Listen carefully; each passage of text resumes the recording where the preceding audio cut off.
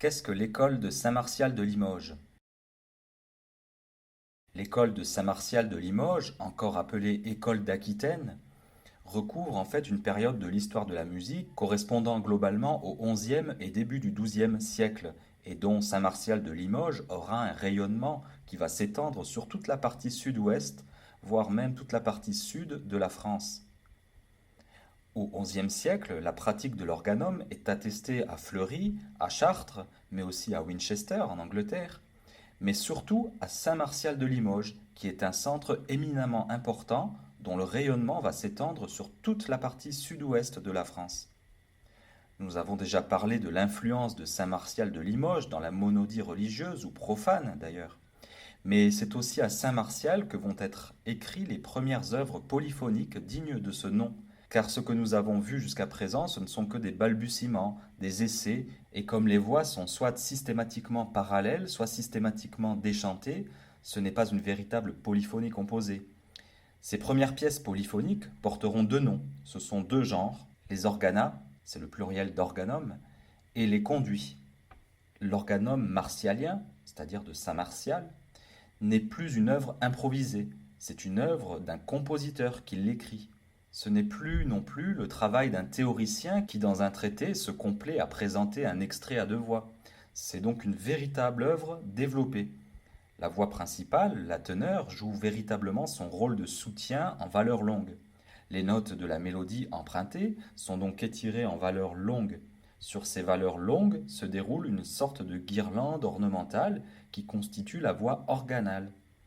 On ne parle plus ici d'organum parallèle, mais d'organum martialien, c'est-à-dire de Saint-Martial de Limoges. Prenons l'exemple du versus de Saint-Martial qui est traité en organum modérément orné et qui s'intitule O primus homo corruit. La voix organale est relativement peu ornée. La teneur est chantée par un ténor et la voix organale est chantée par un contre-ténor, pour bien les distinguer.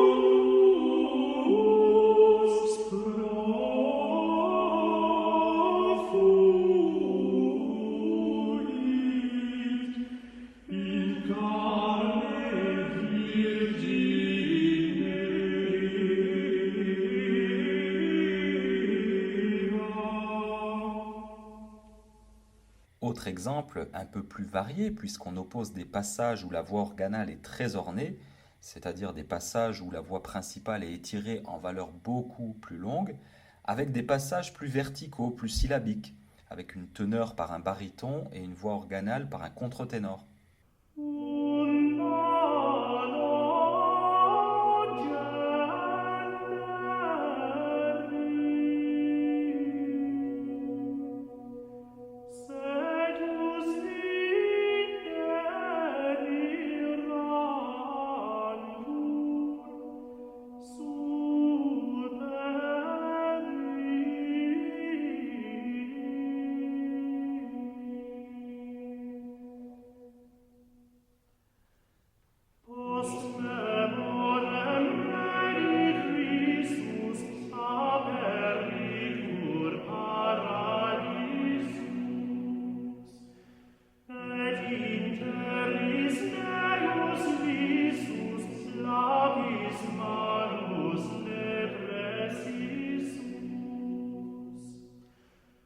Ce principe d'alternance en passage orné puis syllabique permet d'éviter la monotonie d'une pièce qui pourrait engendrer un style unique. Lorsqu'on a des passages syllabiques, ce verticalisme est traité la plupart du temps sous forme de déchant. Pour éviter qu'une pièce devienne trop longue, on conserve des phrases monodiques. De toute façon, il est exclu d'abréger le texte liturgique. Il faut tout chanter d'un bout à l'autre. Le conduit martialien. Au départ, les conduits étaient monodiques et ils étaient destinés à accompagner les déplacements du prêtre dans les moments creux de la célébration. C'est un chant de conduite. Mais le conduit va devenir lui aussi polyphonique. Ce qui est très différent de l'organome, c'est que la teneur n'est pas une voix empruntée au répertoire liturgique, au répertoire grégorien. La teneur, cette fois-ci, est inventée au même titre que la voix organale. Le conduit est donc le premier genre polyphonique sans voix empruntée. C'est une composition qui est inventée dans sa totalité. Les voix sont donc plus dépendantes l'une de l'autre que dans l'organome.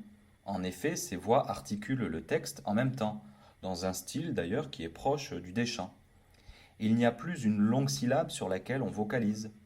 Dans le conduit, l'intelligibilité du texte est essentielle parce que le texte du conduit est un texte qui a été écrit tout récemment. C'est un texte inventé que les fidèles ne connaissent pas, contrairement au texte de la teneur de l'organome, qui est un texte bien connu du répertoire liturgique.